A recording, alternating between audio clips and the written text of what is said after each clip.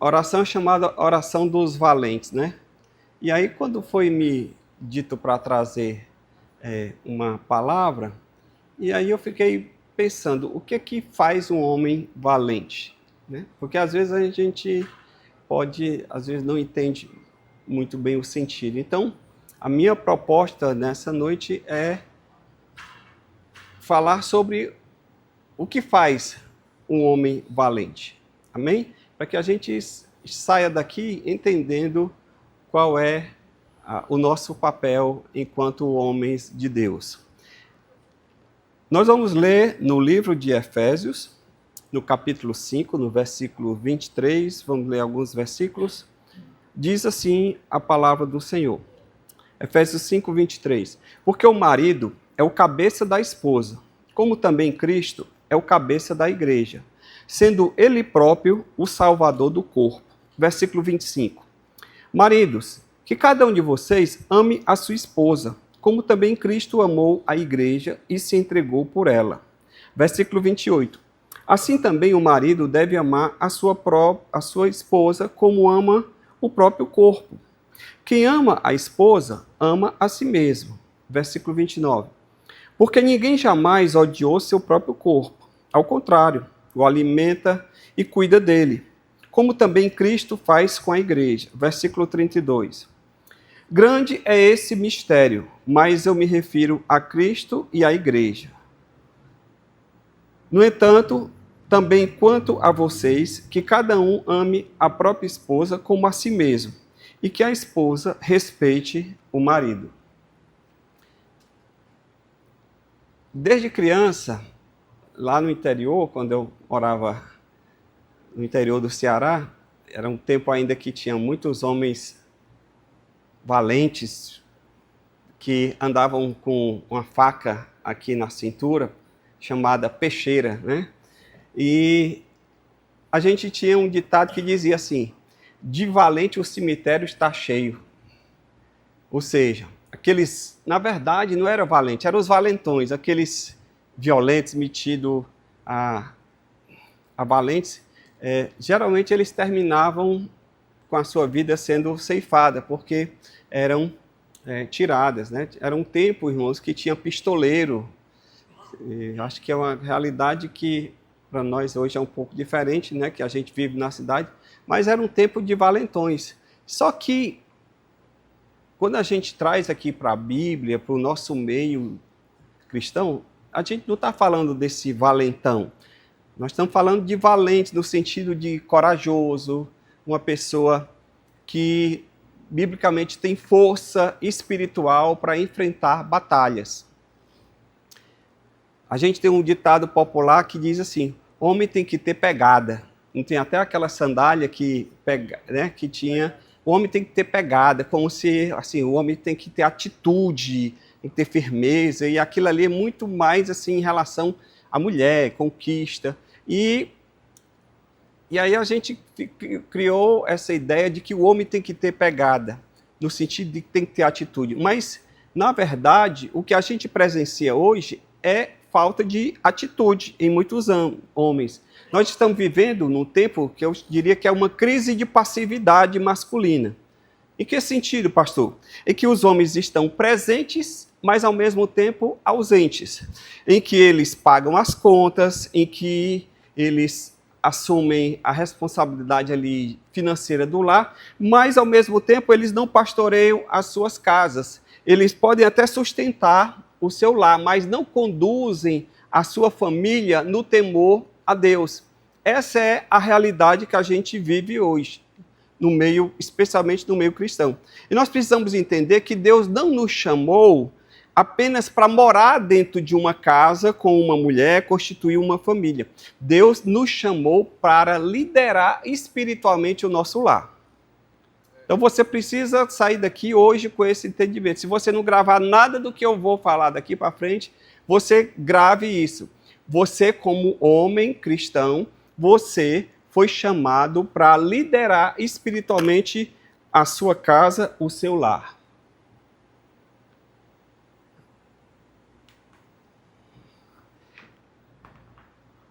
E liderança espiritual não tem nada a ver com autoritarismo. Tem gente que acha que liderar espiritualmente é ser autoritário, é ser grosseiro, é querer ter o controle, é impor a sua ideia, impor a sua opinião sobre a vida da esposa, sobre a vida dos filhos, e é como se fosse uma espécie de tirano. E liderança espiritual não é isso. Liderança espiritual, na verdade, é responsabilidade. Liderança espiritual é serviço, é exemplo. Liderança espiritual é amor e é conduzir a sua casa na direção, em relação a Deus, em direção de Deus.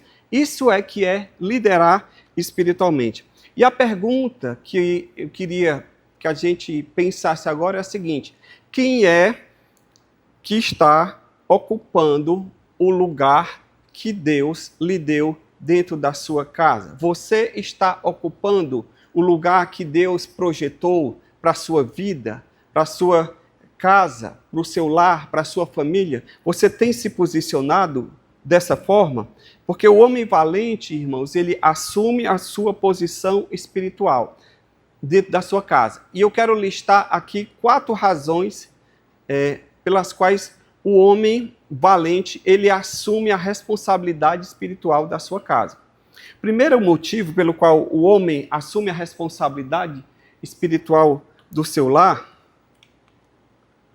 é porque Cristo fez o homem o cabeça do lar, ou seja, Deus o fez responsável pelo seu lar. Quando o texto que nós lemos diz assim, em Efésios 5:23, porque o marido é o cabeça da esposa. Ou seja, existe, de acordo com a Bíblia, uma posição dentro do lar. E nessa ordem, o homem foi chamado a liderar. Porque quando fala de cabeça, fala de liderança, fala de estar à frente, fala de assumir a responsabilidade. Então, primeiro motivo pelo qual você e eu devemos assumir a liderança espiritual das nossas casas é porque Deus nos colocou como cabeça, no sentido de sermos responsáveis. E ser cabeça dentro da casa não é se sentir superior, não é se sentir melhor do que a esposa, não é ser tirano, mas ser cabeça é no sentido de ser responsável pela direção, é responsável pelo ambiente espiritual da casa.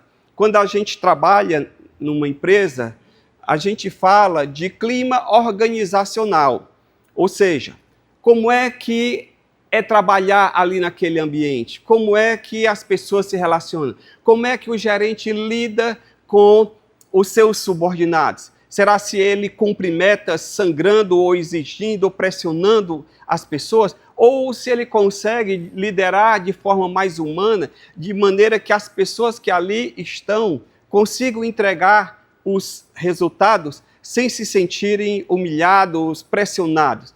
Então, isso fala do clima organizacional dentro de uma empresa, de um escritório, de um consultório, seja qual for o ambiente corporativo. E dentro do lar existe também um clima organizacional, em que você pode ter um ambiente leve, você pode ter um ambiente saudável, você pode ter um ambiente acolhedor, você pode ter um ambiente de amor, ou você pode ter um ambiente muito ruim. Eu me lembro que a minha esposa, ela disse que o pai dela era muito violento. E ele era caixeiro viajante. Então, ele passava uma boa parte do tempo viajando. Mas quando ele chegava em casa, ela diz que quando ouvia a voz dele, os passos dele, é como se o chão tremesse. A gente sabe que isso não acontece, mas na cabeça da criança, ele era tão rude, tão violento, que ela disse, o chão treme. E quando ele chegava em casa, a primeira coisa que ela fazia, ela corria e ficava escondida debaixo da cama. Agora imagine esse ambiente dentro desse lar, como é que não era. Então você, marido, você é cabeça do lar, você é responsável pelo clima da sua casa. Se é um clima tenso, se é um clima pesado, cabe a você tornar esse ambiente da sua casa um ambiente leve, um ambiente em que você sinta prazer de ir. Porque as pessoas hoje, às sextas-feiras à noite, a partir das 18 horas, que é conhecido como a hora do happy hour, em que os bares estão cheios. Sabe por quê, muitas vezes? Porque não tem clima dentro de casa. O cara, ele sai e ele fica até altas horas, para quando ele for, não ter mais ninguém acordado, tá todo mundo dormindo, porque ele não tem alegria naquele ambiente. Só que a responsabilidade de promover isso no ambiente não é da esposa, não é dos filhos, é do marido, é do homem, porque ele foi colocado como cabeça do lar. Se nós olharmos para a Bíblia Sagrada, no jardim do Éden, antes da queda, Deus deu a Adão uma missão. Qual era a missão? Que era cultivar e guardar o jardim. Lá em Gênesis 2,15, o Senhor fala: o Senhor Deus tomou o homem e colocou no jardim do Éden para o cultivar e o guardar. E Deus, quando deu ao homem essa missão, ele deu uma palavra para o homem, uma responsabilidade, antes mesmo de Eva, da mulher, ser formada. Deus deu uma responsabilidade para o homem. Em Gênesis 2,16 diz: e o Senhor ordenou o homem. Qual foi a ordem? De toda árvore do jardim você pode comer livremente, mas da árvore do conhecimento do bem e do mal você não deve comer, porque no dia que comer, você certamente morrerá. A Bíblia diz o quê? Que Deus ordenou ao homem. A ordem de Deus foi para o homem. A mulher ainda nem existia. E quando o pecado entrou no mundo, quem foi que Deus chamou a responsabilidade? Foi a Eva que comeu o fruto? Não. A Eva que comeu o fruto. Mas a responsabilidade, quando Deus foi tomar a responsabilidade de alguém, ele chamou foi o homem. Porque ele diz para Adão, em Gênesis 3,9, depois do pecado: e o Senhor Deus chamou o homem e lhe perguntou: onde você está? Ou seja, Adão, era responsabilidade sua não deixar nem comer e nem deixar comer da árvore do conhecimento do bem e do mal. E onde é que você estava? Que você permitiu que isso acontecesse? Você foi omisso. Você não cumpriu o seu papel. Você não obedeceu aquilo que eu lhe disse. Por quê? Porque ele era o responsável. Deus não chamou a responsabilidade para a mulher. Não foi a Eva que Deus confrontou, foi Adão, porque ele foi colocado como cabeça do lar. E isso nos ensina uma verdade muito grande. Qual é? É que o homem responde diante de Deus pelo ambiente espiritual da sua casa. Amém. Você responde diante de Deus pelo ambiente espiritual da sua casa. Então, preste bem atenção. Deus lhe deu um posto. Deus lhe deu uma posição. E a pergunta é: quem é que está ocupando esse posto? Quem é que está ocupando esse lugar?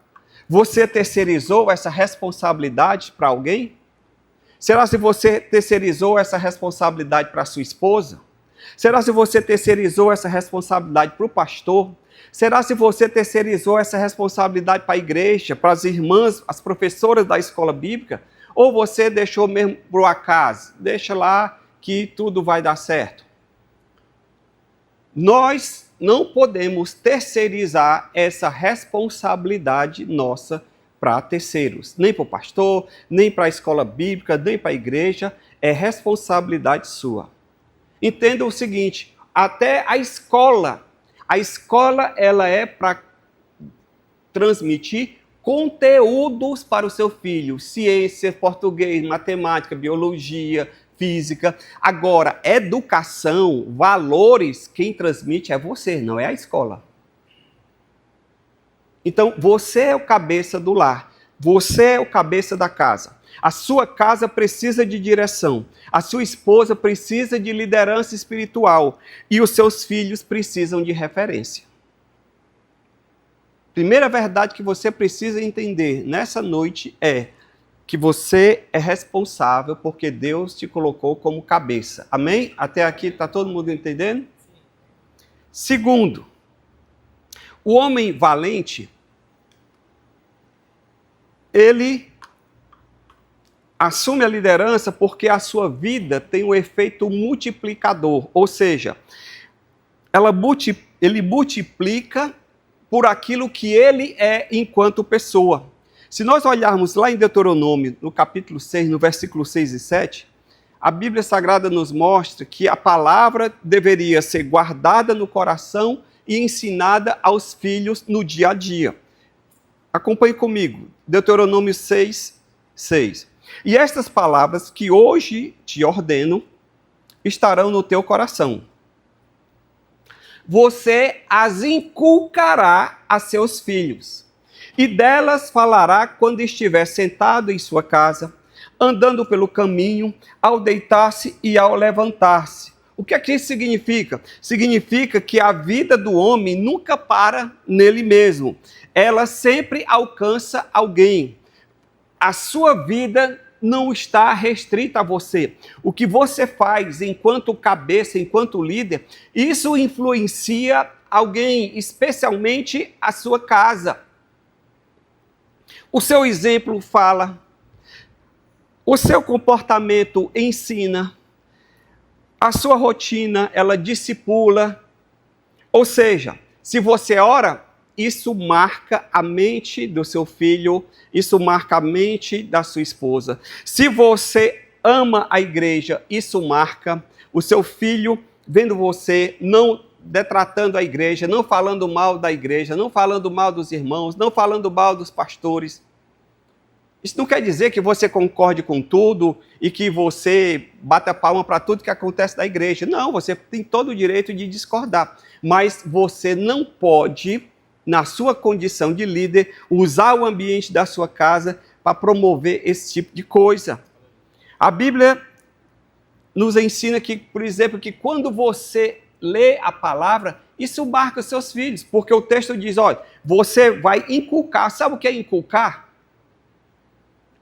Todo mundo diz assim, ó, o cara, a cuca é a cabeça, né? Hoje é uma expressão que a gente não usa mais, mas eu sou do tempo em que a gente dizia, rapaz, aquele cara ali, ninguém chamava de louco, quem dizia, esse cara ali não bate bem da cuca, é lelé da cuca. Lembra essa expressão, os mais antigos aqui? O cara é lelé da cuca, ou seja, a cabeça dele não está boa. Então, inculcar é você abrir a cuca, que não era aquela cuca do sítio do Pica-Pau Amarelo, certo? É abrir a cuca, abrir a cabeça e colocar dentro. É isso que a Bíblia fala. Então, o pai, você como homem, você como marido, o texto diz que você tem que inculcar os seus filhos, colocar da cuca deles. A sua vida não está restrita a você. Então, aquilo que você faz ou deixa de fazer serve como um bom exemplo ou como um mau exemplo. E os seus filhos e a sua mulher estão observando você.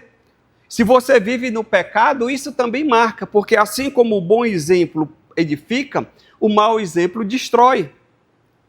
Se você é frio espiritualmente, isso também marca. Se você é um cara passivo, isso também marca. Por quê? Porque você multiplica aquilo que você é. Lembre-se sempre disso.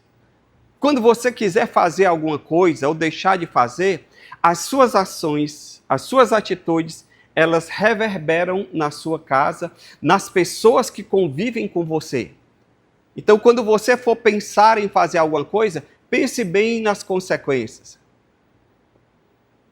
Tem muitos homens que caem no adultério porque se deixam levar por um momento, porque eles não pensam nas consequências que aquilo ali vai trazer na vida da esposa, na vida dos filhos, porque acha que, não, essa é só uma questão minha. Não, não é só sua.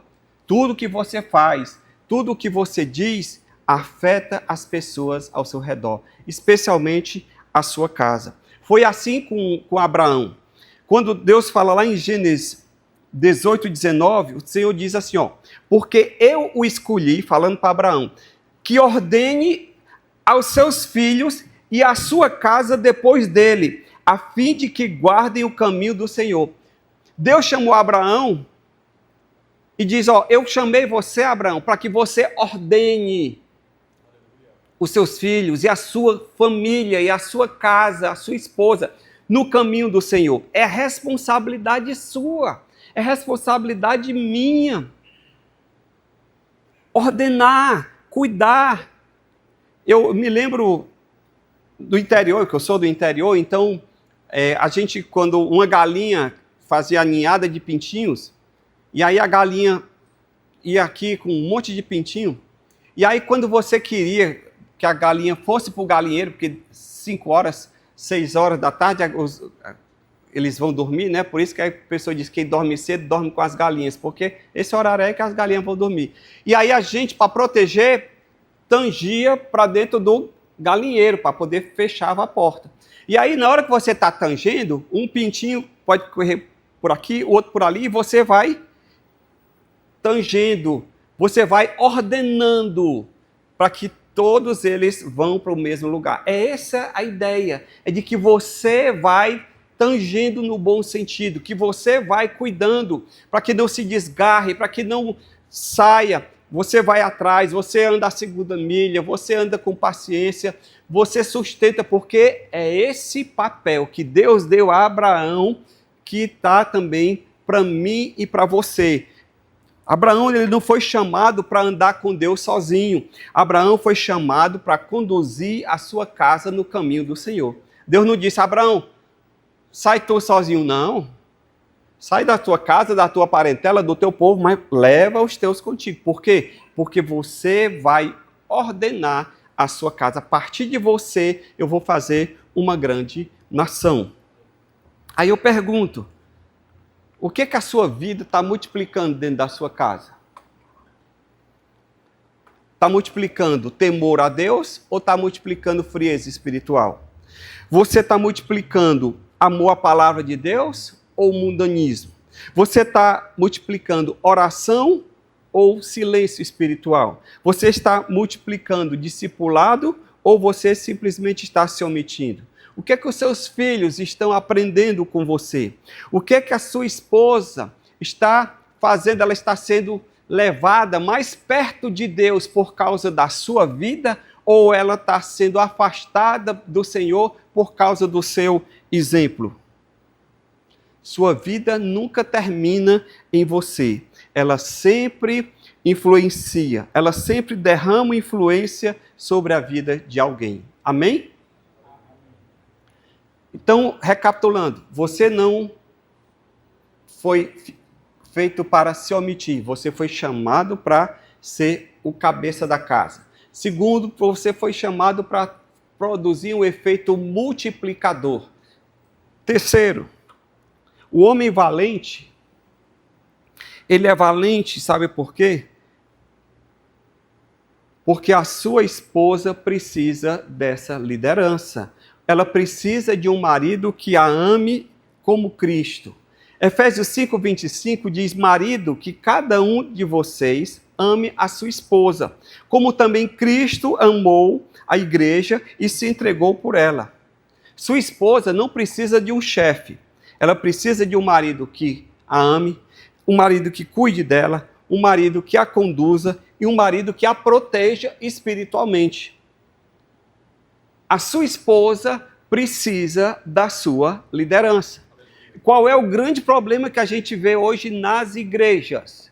É que as mulheres assumem a função espiritual e os homens são omissos. A coisa mais difícil é você mobilizar homens dentro da igreja. Se você faz um culto de mulheres, se você faz um bazar, se você organiza uma escola bíblica, as mulheres estão sempre à frente. Por quê? Porque os homens se omitem, os homens ficam passivos. A mãe é que tem que ensinar Bíblia para o menino, a mãe é que tem que orar com o menino, a mãe é que tem que ler, a mãe é que tem que... E o marido acha que, não, o meu negócio aqui é só botar dinheiro dentro de casa. Ei, não. A sua esposa precisa da sua liderança. Sabe por quê? Porque ela não foi chamada para liderar. Uma das coisas que uma mulher busca no homem é segurança. Às vezes a gente diz, olha, a mulher tem que ser submissa ao marido. Sabe o que é ser submissa? Submissão. Estar debaixo da missão. Ou seja, a esposa vai estar debaixo da missão do marido. Agora, se o marido não tem uma missão, ele não sabe nem para que ele existe, se ele não sabe nem qual é o papel dele, que missão é essa que ele vai se submeter? Como é que eu vou seguir um cara que não sabe para onde vai? Como é que eu vou seguir um Zé doidinho, como a gente diz lá no interior, um Zé Manel, que o cara é um sem noção? Qual é a mulher que vai se sentir estimulada a seguir um cara assim? A liderança bíblica, portanto, ela é amorosa, ela é cuidadora, ela é sacrificial, porque é como o texto diz: ame a sua esposa como Cristo amou a igreja. Como é que Cristo amou a igreja? Se entregando, dando a sua vida por ela. O amor de Cristo é o padrão da nossa vida. Como é que Cristo amou? Se entregando, servindo, cuidando, sustentando. O apóstolo Paulo diz ainda que o marido deve amar a esposa como o próprio corpo. Efésios 5:28, o marido deve amar a esposa como ama o próprio corpo. Quem ama a esposa, ama a si mesmo. Então, quando você ama a sua esposa, você está amando a você mesmo, porque vocês são uma só carne. Então, quando você cuida da esposa, você está cuidando de você. E quando você despreza, você descuida, você está descuidando de você mesmo, porque você se tornou uma só carne com ela. E a Bíblia diz: ninguém odeia o próprio corpo. Ao contrário, alimenta, cuida dele. E esse é o modelo bíblico que eu e você precisamos seguir. A mulher precisa de um homem que a ame. Às vezes você fica assim encucado. Você olha assim, uma mulher bonita e com um cara que não é lá esses balai todo. Aí você diz: rapaz, o que foi que essa mulher viu nesse homem? Quem já viu alguma experiência assim? Irmãos, a mulher não está em busca de beleza. Ela até convive com esse seu buchinho aí. Essa camisa aí que você comprou na Ceasa, aqui ó, que já vem com a melancia dentro. Ela até convive com isso. Porque ela não está em busca, não é da beleza. Ela está em busca de alguém que ela possa seguir, que ela possa confiar a vida dela a esse cara e dizer: olha, eu estou segura com ele. A mulher, ela precisa saber que você quer o bem dela, que você vai fazer tudo que estiver ao seu alcance para o bem dela e dos filhos. Se você conseguir transmitir esse amor, não apenas em palavras, dizer: querida, eu te amo, não, mas se você transmitir esse amor em atitudes diárias, ela vai se submeter naturalmente. Sabe por quê? Porque até quando você tomar uma decisão que ela não concorde plenamente, 100%, mas ela vai se submeter porque ela diz: ele está tomando essa decisão porque ele está pensando no melhor para a nossa casa, no melhor para a nossa família. Você pode até tomar a decisão errada, mas se você tomou aquela decisão baseada no seu amor, no seu cuidado, ela vai se submeter. E se aquilo der errado, ela não vai ficar passando na sua cara dizendo: eu não te disse? Eu não te disse. Não. Ela vai apoiar, porque ela sabe que você tomou aquela decisão sempre querendo o melhor para ela e o melhor para os seus filhos.